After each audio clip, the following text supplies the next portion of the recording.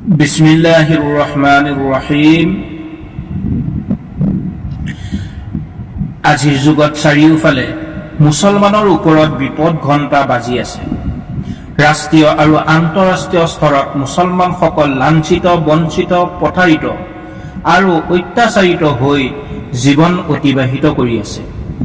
দেশব্যাপী প্ৰায় মুছলমান যুৱকসকলক গ্ৰেফতাৰ কৰি বিনা কাৰণত বছৰ বছৰ ধৰি জেলত ভৰাই ৰখা হৈছে।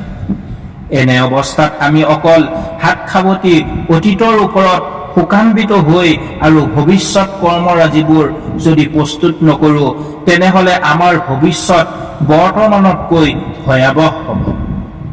আমাৰ ওচৰত সকলোতকৈ বলিষ্ঠ, মজবুত, উজ্জ্বল আৰু সন্দেহাতীত পুঁজি বা সমল আল্লাহৰ কুৰআন আৰু ৰাসূলুল্লাহ সাল্লাল্লাহু আলাইহি ওয়াসাল্লামৰ হাদিছসমূহ আছে। আমাৰ ইমান আৰু বিশ্বাস যে কুৰআন আৰু হাদিছ সদা সৰ্বদা সকলো এলেকা আৰু সকলো মানুহৰ বাবে পথ প্ৰদৰ্শক বা সকলো সমস্যাৰ সমাধান তাত আছে। আৰু এইবোৰ সেই অসমাপ্ত তথ্যৰে গধুৰ যি স্বয়ং পৃথিৱীৰ স্ৰষ্টাই সৃষ্টি কৰিছে। য'ত তিলমানো সন্দেহৰ অৱকাশ নাই, তেনেহলে আমি কিয় সেই দৃষ্টিৰে কুৰআন আৰু হাদিছৰ অধ্যয়ন নকৰোঁ আৰু প্ৰতাৰিত ও অত্যাচাৰিত মুছলমানৰ সফলতা আৰু মুক্তিৰ ব্যৱস্থা নকৰোঁ? কুৰআন হাদিছৰ আলোকত বৰ্তমান পৰিস্থিতি অধ্যয়ন কৰাৰ আগতে এটা কথা কৈ দিয়া শ্ৰেয় আৰু যুক্ত লাগিছে। এয়া হ'ল 1961 চনত মুফাক্কিৰ ইছলাম হযৰত মৌলানা আলী মিয়া নদৱীয়ে বৰ্মাৰ মুছলমানক সম্বোধি দিয়া এটা ভাষণৰ সাৰাংশ। সেই সময়ত বৰ্মাত গণতন্ত্ৰ প্ৰতিষ্ঠিত আছিল আৰু তেতিয়ালৈকে বৰ্মা বুদ্ধিষ্ট ৰাষ্ট্ৰ হোৱা নাছিল, কিন্তু বুদ্ধিষ্ট ৰাষ্ট্ৰ বনোৱাৰ প্ৰচেষ্টা চলি আছিল।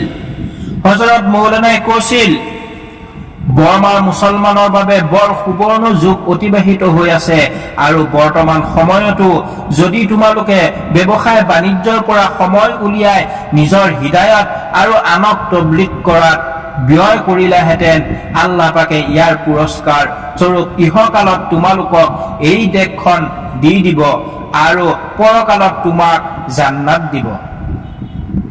অন্যথায় তুমি যদি আনক তবলিগ নকৰা, তেনেহলে মনত ৰাখিবা, তোমালোক এই দেশত থাকিব নোৱাৰিবা।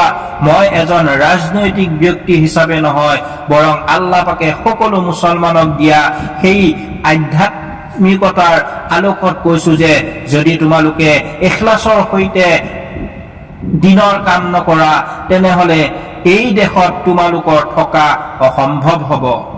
এনে সময় আহিব যে তোমালোকৰ দোকান আৰু ব্যৱসায় সুৰক্ষিত নাথাকিব আৰু তোমালোকৰ উদ্যোগাদিও সুৰক্ষিত নাথাকিব। মনত ৰাখিবা, সুৰক্ষাৰ সমল একমাত্ৰ দাৱাতৰ কামেই। যিকোনো দেশত মুছলমানৰ সুৰক্ষাৰ হাথিয়াৰ একমাত্ৰ এয়াই যে মুছলমানে দিনৰ প্ৰচেষ্টা লৈ আগবাঢ়িব লাগে আৰু দিনক ইমানখিনি মজবুত কৰি ল'ব লাগে যাতে আল্লাহ তাআলাই এই দেশত মুছলমানৰ হিফাজত আৰু সুৰক্ষা নিজেই কৰি ল'ব। যেতিয়া খুদা সহায়ক হৈ যাব, তেতিয়া কোনেও একো অনিষ্ট কৰিব নোৱাৰিব। হযৰতে এই কথাবোৰ বৰ জোৰ দি গুৰুত্ব সহকাৰে কৈছিল। অলপ আগবাঢ়ি গৈ হযৰতে কৈছিল, যদি মোৰ ক্ষমতাত থাকিলেহেঁতেন মই সকলো দোকানপাট কেইমাহৰ বাবে বা 2-4 বছৰ বাবে তলা লগাই বা চিল কৰি দিলোহেঁতেন, সকলো উদ্যোগ বন্ধ কৰি দিলোহেঁতেন আৰু সকলোকে ঘৰৰ পৰা উলিয়াই কলোহেঁতেন যে এতিয়া তোমালোকৰ কাম একমাত্ৰ দাৱাত, হিদায়ত আৰু তবলিগৰ কাৰণে সমূহ বৰ্মাত বিস্তাৰ হৈ যোৱা।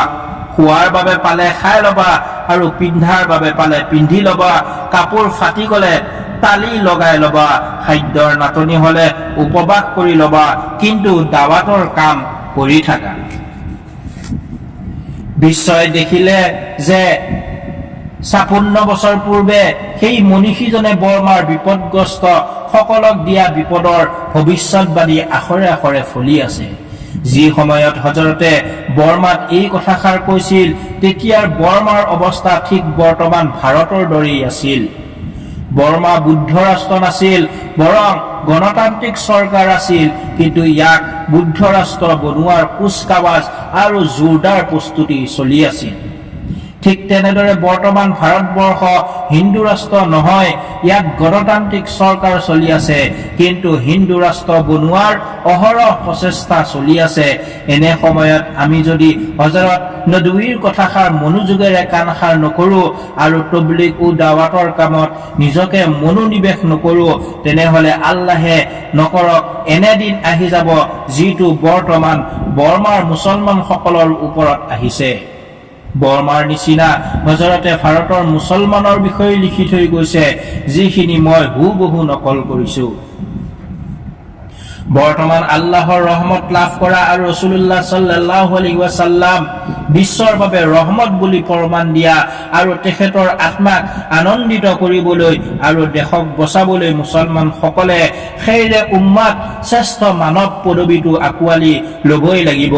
যদি মুছলমানে এই কৰ্তব্য আদায়ত অৱহেলা দেখুৱায় আৰু মনোযোগ নিদিয়ে, তেনেহলে দেশো নাথাকিব আৰু আমিও নাথাকিম।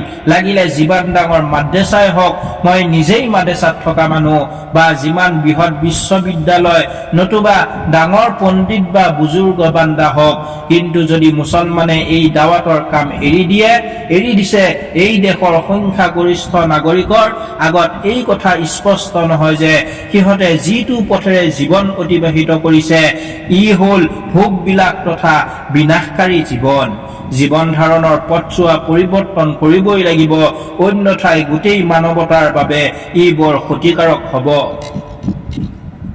এই কথাষাৰ কুৰাণ আৰু হাদিছৰ আলোকত একেবাৰে পৰিষ্কাৰ আৰু প্ৰমাণিত আছে। ৰাসূলুল্লাহ সাল্লাল্লাহু আলাইহি ওয়াসাল্লামে কৈছে, তুমি নিশ্চয় সৎ কামৰ আদেশ আৰু অসৎ কামৰ পৰা নিষেধ কৰি থকা, অন্যথাই আল্লাহে তোমালোকৰ ওপৰত দুষ্ট লোকক ন্যস্ত কৰিব, ইহঁতে তোমালোকক ভয়ানক শাস্তি দিব। এনে সময়ত তোমালোকৰ পুণ্যবান নেক মানুহবোৰে আল্লাহৰ ওচৰত প্ৰাৰ্থনা কৰিব, কিন্তু তেওঁলোকৰ প্ৰাৰ্থনা দুৱাও কবুল গ্ৰহণ কৰা নহব। তোমালোকে নিশ্চয়কৈ ভাল কামৰ আদেশ আৰু বেয়া কামৰ পৰা নিষেধ কৰি থাকা, অন্যথাই অতি শীঘ্ৰেই আল্লাহে তোমালোকৰ ওপৰত দুষ্ট লোকক ন্যস্ত কৰি দিব, যিসকলে তোমালোকৰ কণমানিহঁতৰ ওপৰত দয়া ৰহম নকৰিব আৰু তোমালোকৰ ডাঙৰ বিজ্ঞসকলক সন্মানো নকৰিব। এই হাদিছটোৱে বৰ্তমানৰ অৱনীয় অৱস্থা, তাৰ কাৰণসমূহ আৰু লগতে তাৰ পৰিত্ৰাণ পোৱাৰ পথ প্ৰদৰ্শিত হৈ আছে।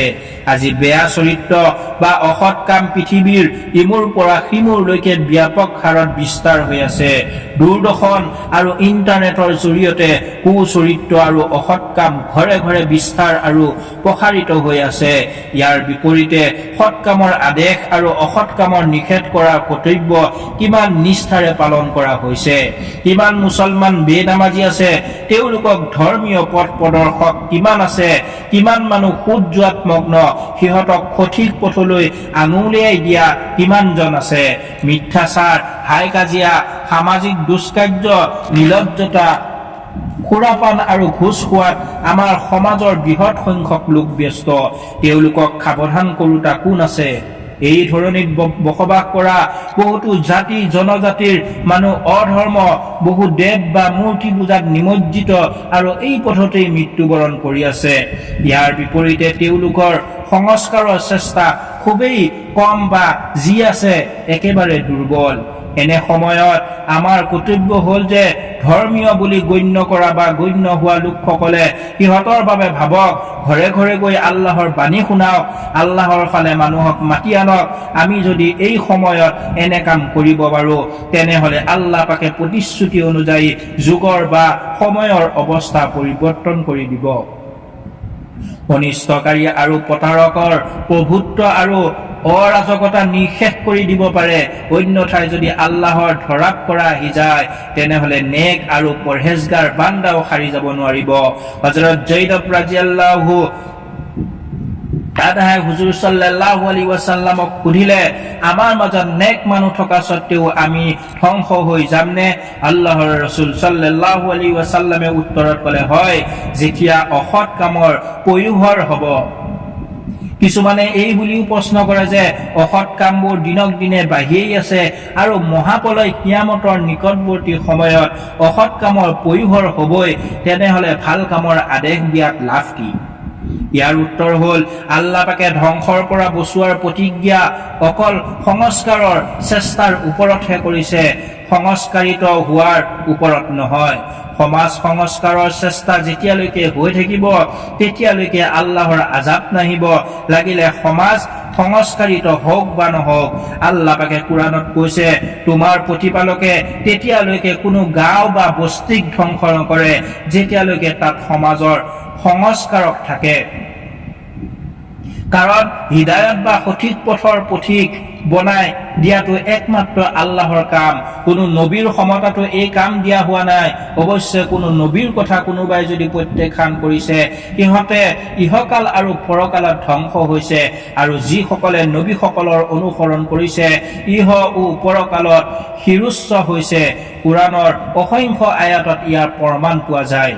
গতিকে সমাজ সংস্কাৰ আৰু তবলিগৰ কামটোক যদি এতিয়াও অগ্ৰাধিকাৰ দিয়া হয়, তেনেহ'লে মুছলমান সমাজ বিপদৰ পৰা পৰিত্ৰাণ পাব, আৰু বিপদগামী লোকৰ ভাগ্যত যদি হিদায়ত বা সঠিক পথত চলাটো লিখা আছে, হিদায়ত পাই যাব, অন্যথাই নিজেই ধ্বংস হ'ব। কাৰণ দাৱাতৰ ফলাফল মাত্ৰ দুটাই, হিদায়ত সঠিক পথপ্ৰাপ্ত আৰু হালাকত বা ধ্বংস।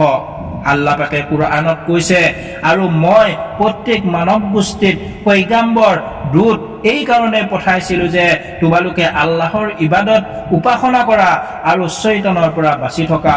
সিহঁতৰ মাজত কিছুমানক আল্লাহ হিদায়ত সঠিক পথ দিলে আৰু কিছুমান পথভ্ৰষ্ট হৈ গৈছে। পৃথিৱীত ভ্ৰমণ কৰা আৰু চোৱা আল্লাহক অস্বীকাৰকাৰীসকলৰ কেনেকৈ অন্ত পৰিছে।